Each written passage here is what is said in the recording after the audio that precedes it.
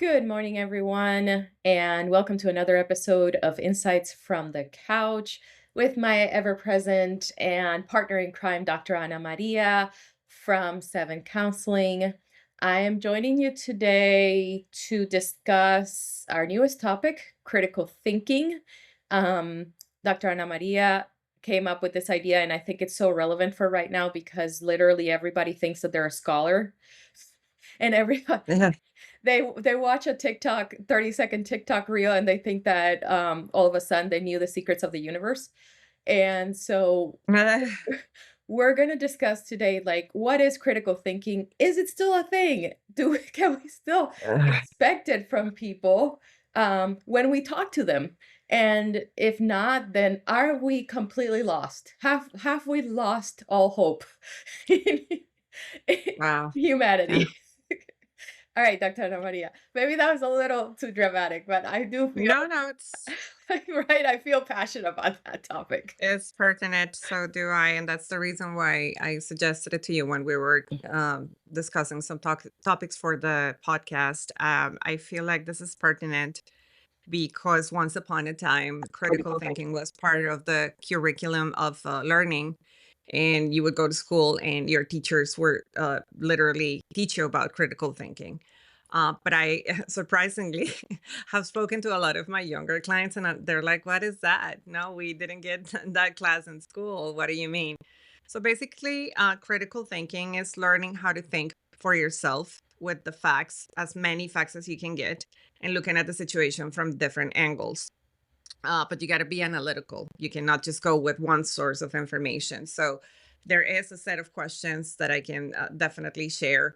I mean, there's like 50 questions that you can ask yourself when you're consuming information, and we can go over a few of those. Yeah. But basically, it's, questioning ourselves. What are we doing with this?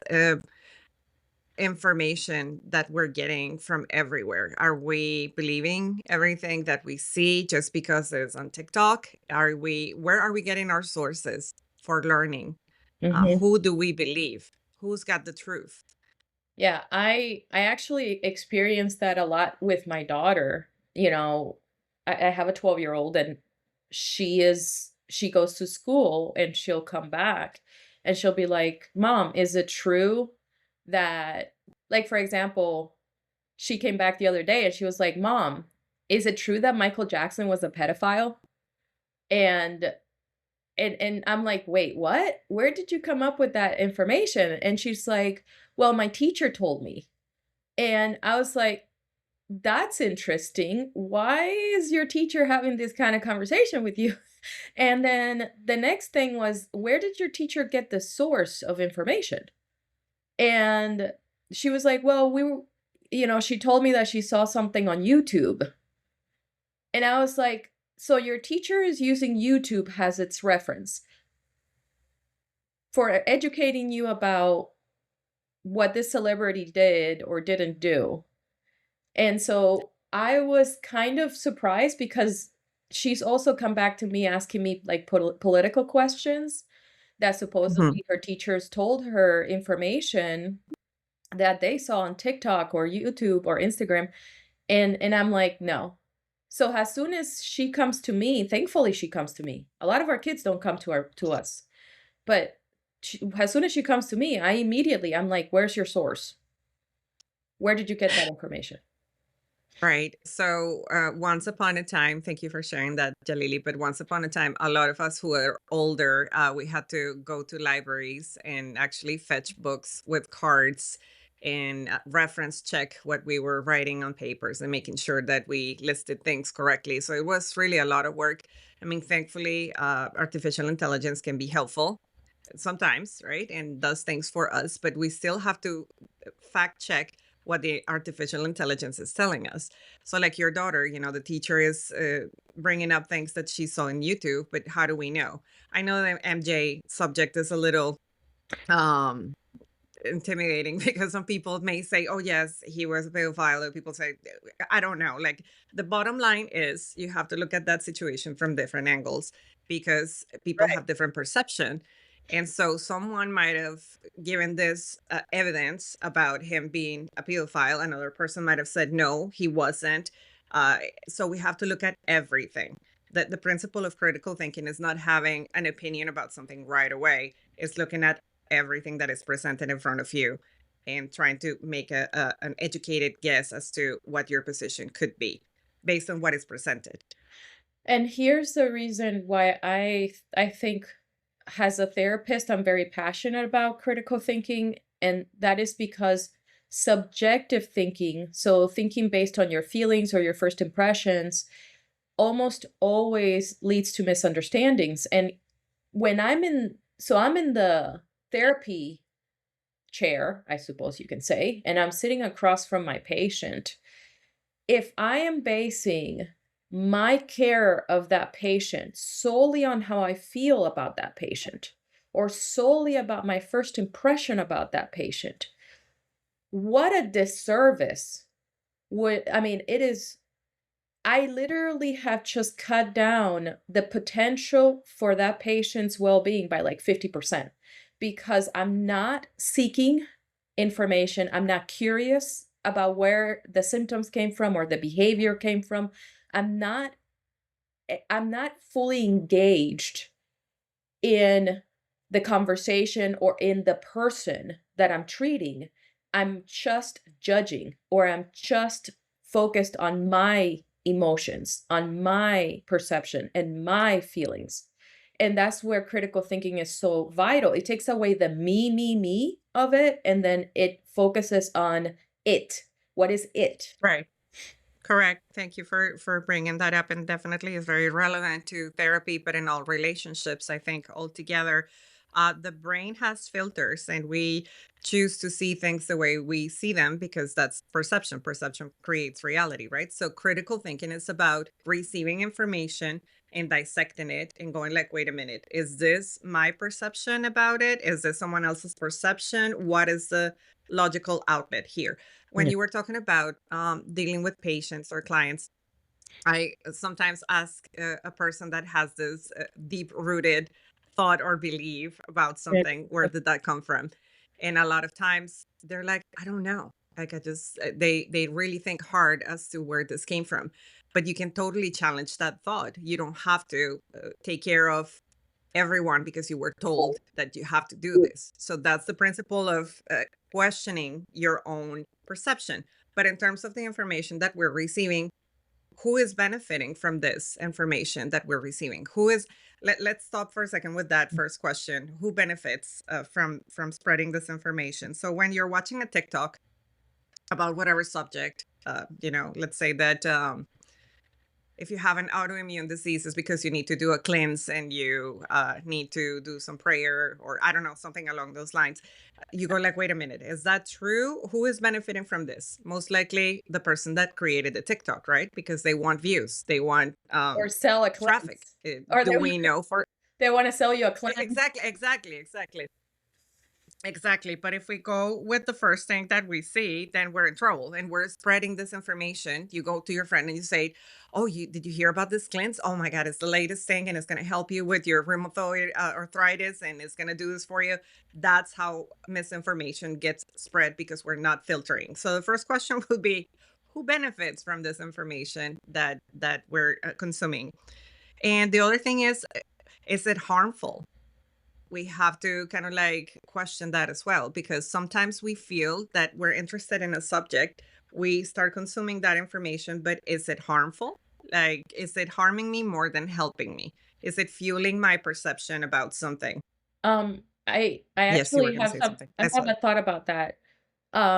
Speaking again Hmm. of my daughter, and the reason why I bring up my daughter is because that's such a susceptible age, and these days, critical Sure. thinking is so important for the youth, but okay, so she came to me the other day, she asked me, "Can I download a game that I can play with my best friend?" And so I did, I downloaded it for her, and she went off and she started playing the game, and she comes back a couple of days later and she's like, "Oh, can I download a different game?" And so as I'm downloading the other game, she tells me, "You know what, mom? I was playing the game, the original one that I downloaded, and after I finished playing, I couldn't stop thinking about it. And then I started feeling really uncomfortable by the fact that I could not stop thinking about wanting to play that game. It made Oh, wow. it made me feel really uncomfortable that I couldn't control my thought. And she's like, and that right away, like it told me that it wasn't a good game, so I deleted it. And so that's why I'm asking you to download this new one because I think this one's a little bit better. And I was so freaking proud of her. You should be. Absolutely, because she thankfully had enough discernment and enough critical thought where she asked that question. She said, "Is this harmful? Mhm. Like, I am being fed this information, and this information's not feeling right in my body. Is this harmful to me?" And then she made the decision that it was in fact harmful to her, and then she made the decision to do something about it. No, that's absolutely amazing, and I think for such a young person to demonstrate the skills of critical thinking, you must be doing something right with her. But definitely, not everyone is like Victoria, and even grown ups, they don't question if information is harmful to them. How many people are just mindlessly being harmed by the not only information. Let's take the game example for a second. Not able to stop playing a game, and they don't even stop and question whether that's harmful or not. So, I mean, she already has a lot of advantage over the grown-ups that don't Well, even think about it. I believe honestly, I believe in, that how should I say?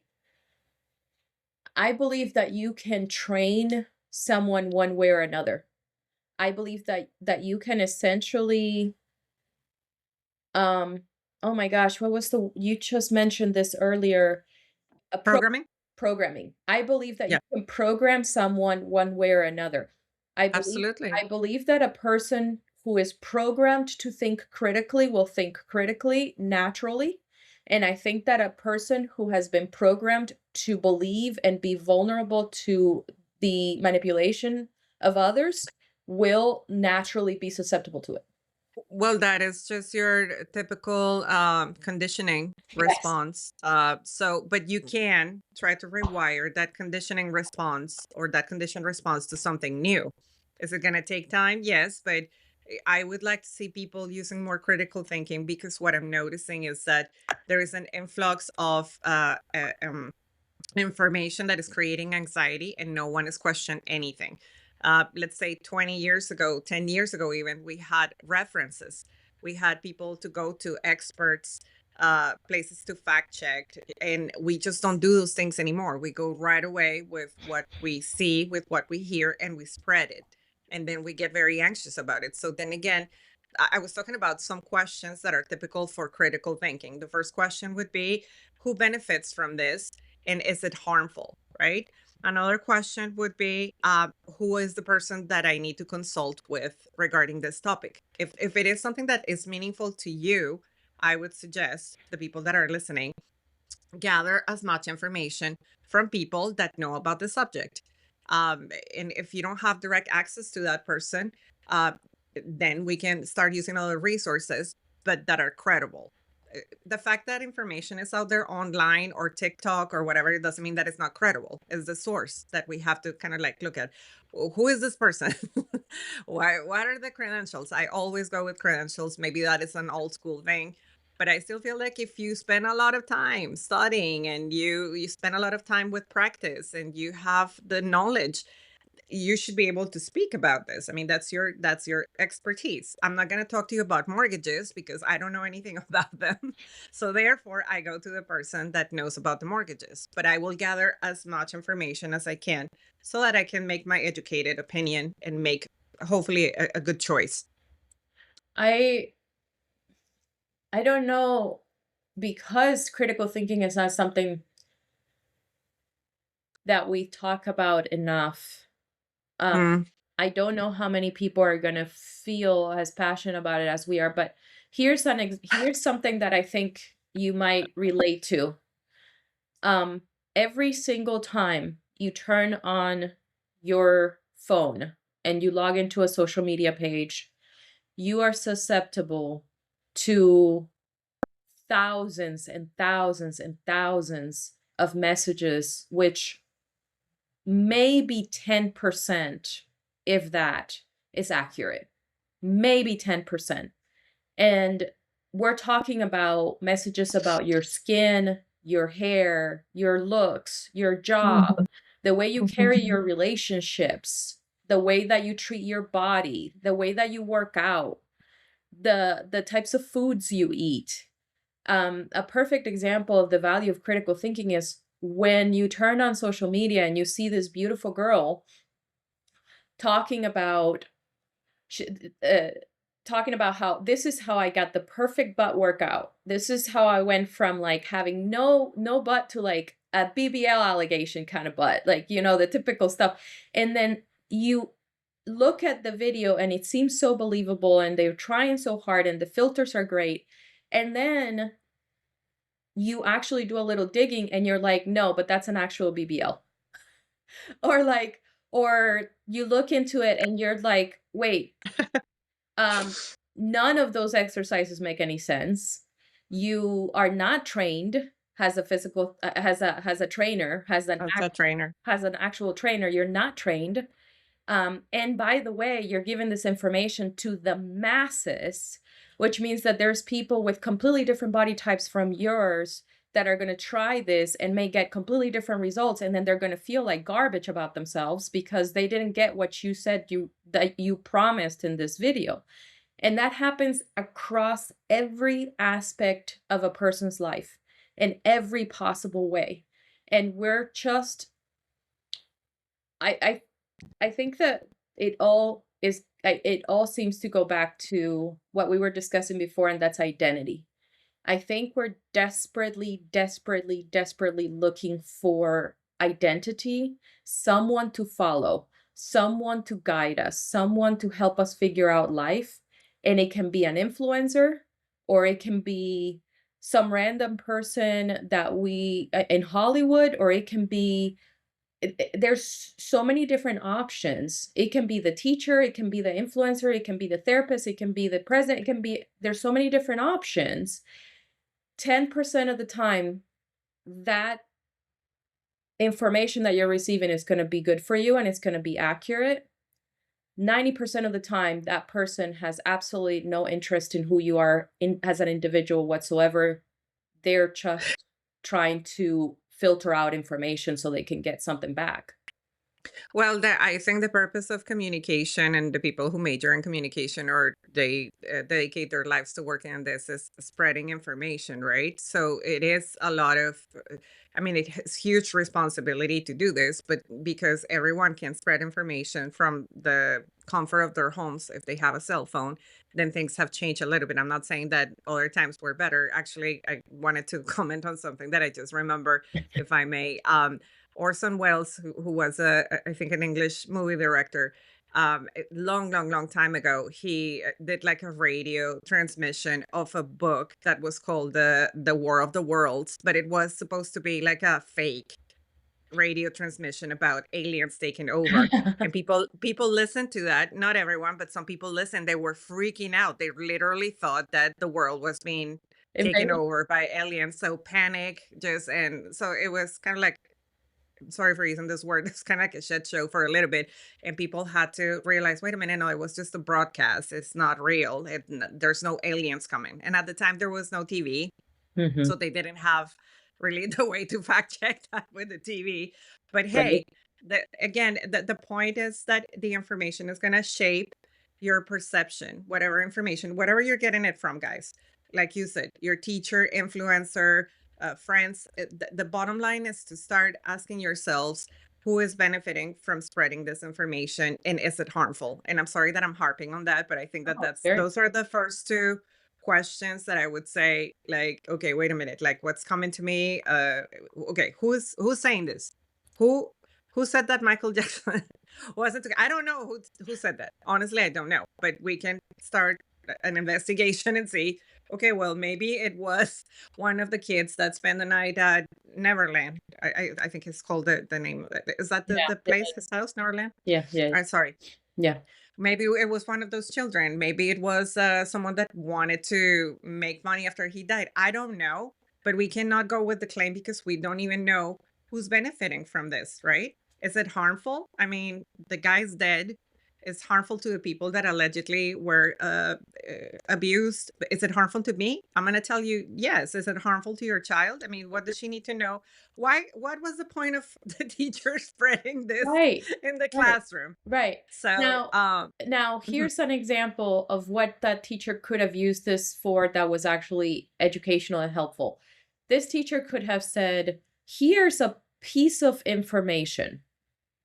I want you to use your critical thinking to shoot as many holes on this claim as you possibly can." There you go. That's how you could have used that information, not for There you gossip, go. not for gossip, not for you to just shoot the breeze about something you saw on your social media feed, while you're sitting on your couch. No, but if you wanted to actually educate your student, you could have used that to teach critical thinking right then and there. Okay. Yeah, that's true. I don't even know if people do debates anymore in Yeah, school. they do. I thought that that was a really wonderful way to teach the kids that even though that's not your point of view, you can learn how to defend another point of view and perhaps think about it differently. So I'm glad that they still have debate clubs or whatever in schools. I wanted to tell a little quick story if I can, because again, not the fact that uh, other times were that's not a fact that other times were better. They were not. When I was younger, I was supposed to get this investigation going about the water services in my city. Mm. And I'm not gonna lie, I was a lazy student and I waited until the last minute and I just made up some random numbers. I was supposed to call like the water company in the city. I never did any of that stuff. I just came up with the numbers. And yes, I did this. I'm guilty as charged. And I stood in front of the class with a poker face and I told everybody, well, the 3% of this and the 10% of that and the teacher was like, guys, take notes because this is really important. And then I felt really bad. So after the presentation, I kind of like came clean with the teacher because I couldn't live with myself. And I was just like, I don't deserve a grade. I didn't do the job. I made it up. But I mean, That's why I had I love not, you, because you're so honest. I love that. I can't help it. And But but then it you know shows in my what? But Mhm. how many people actually do that though? How many people go and But that's the spread information and then they but don't that's the point. they don't hold That's the themselves accountable? Well, that's true. I mean, thank God I did, but then I felt bad because I knew my classmates were taking notes like so properly and they were learning this information that was not information at all. So back then, I think that I don't know how the teacher would have handled that differently because I mean, it was my assignment. Maybe they trusted me. She trusted me that I was doing what I was supposed to do. But guys, we cannot believe everything that we think, number one, or we're told. So here's another quick story. Once upon a time, I used to have this friend. We're no longer friends because of this reason. And yes, I'm not being judgmental, but there's a line. So she sent me a post on Facebook about how some bananas in Walmart uh, were spreading HIV. And if you bought this banana, and I'm like, are you serious? I was like, how can you? Why did you send me this? And she's like, yeah, don't buy bananas at Walmart because you may get HIV. And if you guys want to Google this, it was a thing for a little bit. And I was just like, I can't believe that someone doesn't take the time. This is before AI. This is like 9 years ago, 8 years ago. And or before we use AI so much. And I just couldn't believe it. I'm like, wait a minute, like just think about that claim for a second. If you're not sure because okay, whatever, you don't have enough knowledge about how viruses spread, and I get that, okay? But don't just randomly send that because you saw it and then start a panic because some people are going to believe that. Yeah. I'm I not would blaming anybody. I would have unfriended her too. And that's why we were friends. No, I'm just kidding. But so No anyway, offense, going but back. that's a little too much. But yeah, I mean, if you don't have enough information about something, what Yalily was saying at the beginning of the session is important. Let's not go with the feeling about it. Yeah. Let's not go with how do I feel about this point of view? What are my beliefs about this point of view? What are my beliefs about this information? It's okay to look at all sides of the coin. If you see a number 6 from your point of view, that may be a 9 for someone else if they're looking at it from a different angle. So that's kind of like the point that we're making this morning with the podcast. Well, and I also think, um, Sorry. keep in mind, I know mine was barking too. Um, Sorry. keep in mind that th- one of the biggest sellers of clicks, of goods and services, one of the biggest, they teach this in marketing school, they write books about it, is to create an emotional response. There's a Yes. reason Exactly. there's a reason why when you look at the news, it's not just this monotone, very straight to the point, very objective delivery. They usually use very bombastic language, very over the top Mhm. language, emotional language, emotive language. Yeah. There's a reason for that. There's a reason why it's not just it reminds me of the radio station in Cuba that used to be like uh used to go like ting ting ting 12 de las 12 del día. Radio Cabana, like that, 12 del día, Radio Cabana, like that, like the very, monotone. Monotone. Yeah, Yes. there's a reason why that's not the news anymore. It is because emotions sell. They sell for your attention, for your money, for your time, all sorts of things. And so you have to be very careful Mhm. to protect your emotions. You have to be very careful Mhm. to protect yourself from being affected by emotions provoked by people that actually want to exploit your sensitivity. They want to exploit your empathy. They want to exploit your good faith and your desire to trust and to identify with another group of people or with another Mm. person.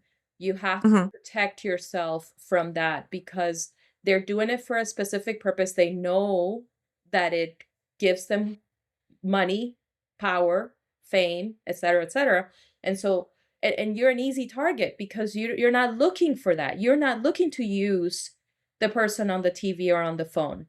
You're looking simply for information. They are looking to use you. So it's Yeah. the other way around. Yeah. No, that's a great point. Emotions definitely sell, and emotions is what manipulates people to think a way or another way. I wanted to tell people that there are tools out there that you can use. So, say that you get some random information. There are fact check things that you can do with Google. There is a fact check explorer thingy that Google has, and it's a little more thorough with regards to information. I know that Snopes, Snopes, used to be back in the day. I'm talking like 15 years ago, a website that was dedicated to fact checking things like the most known hoaxes or urban legends that are out there. That's another resource that you guys can use. Google itself can give you different answers to a question or different information. So another thing that I wanted to bring up real quick. If you get, let's say, this is a critical thinking exercise. Let's say that you're a guy or a girl or whatever, and then you get this message on your LinkedIn account or your Facebook account of someone who is madly in love with you, and they sent you this picture, this random picture. I have seen so many people falling for this one. You can actually grab that picture and put it into your Google search, and it will show you if it is a scam, a romance scam, or not. So again, who's benefiting from this? Is it harmful? Are Mhm. you looking for love in LinkedIn? I don't know about you, Jalili. I'm not. So most likely, if you get like one of those romance messages in LinkedIn, that's a good way to fact check. You can go ahead and ask yourself who is benefiting from this, because certainly, I mean, this is not a dating app. or if you're Facebook, which is completely probably random or family oriented, you're not asking for this. So who is benefiting from sending you this picture and this message? Most likely a scammer. I'm not saying everybody is like that, but those are things that you can fact check that we fall for sometimes. Yeah, I agree. And I one last thought would be not just the feeling, but does it lead to a certain type of action? And when you act on the influence of that thing that you saw or the influence of that thing that you heard, when you act on it, and a perfect example is what you're talking about, the catfishing scams that are being run, especially older women. I feel so Mhm, bad for them. We have so many people that I know about, even friends of my mom have gone through it, that have been catfished, and because they're older, they are struggling with their critical thinking. They're desperate for love, and then they're giving away all of their money. And a lot of them, all they have is their social security, and they're literally just giving away all of their social security, and they're almost living homeless. They end up homeless or living in family members' houses because they can't afford their own bills because they're sending it to the catfish. And here's the thing, if the influence of what you're watching is leading to actions that are also harmful, not just thoughts that are harmful, not but behavior that's harmful to you or to another person, that also is a good indicator that maybe the message or maybe the messenger, maybe the person that's communicating the information to you is not mhm, someone that you should be trusting or that you should be relying on. Definitely do your homework with that person, or it can be an influencer or whatever. It can be a significant other that maybe you met on social media, whatever. But do your homework. mhm. Yeah, well, doing your homework is starting with those questions. And the two questions that I put out there for you guys to think about are just two questions. But again, there is a set of yes, One more go ahead. time. Say the questions one Sure. more time. Who is benefiting from this and is it harmful?